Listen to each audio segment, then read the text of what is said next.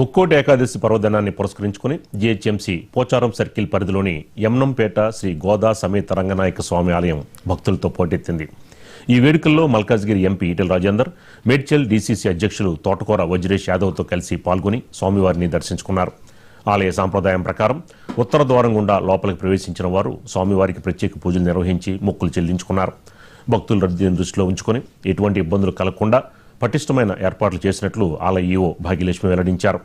గోవింద నామస్మరణతో యమ్నంపేట క్షేత్రం ఆధ్యాత్మిక శోభని సంతరించుకుంది.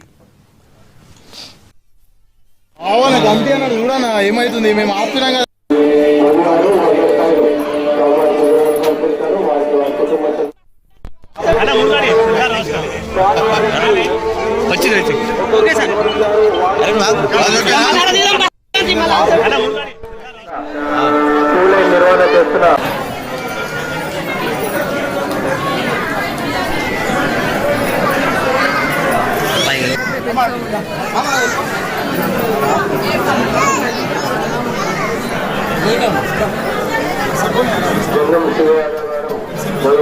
వార్డ్ మెంబర్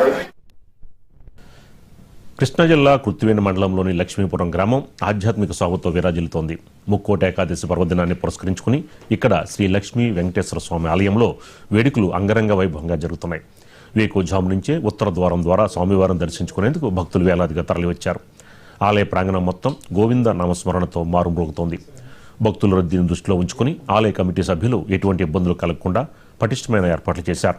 స్వామివారిని దర్శించుకున్న భక్తులు ప్రత్యేక పూజలు నిర్వహించి మొక్కులు చెల్లించుకుంటున్నారు. పవిత్రమైన ఈ పర్వదినం వేళ లక్ష్మీపురం క్షేత్రం భక్తజన సందోహంతో కిటకిటలాడుతోంది.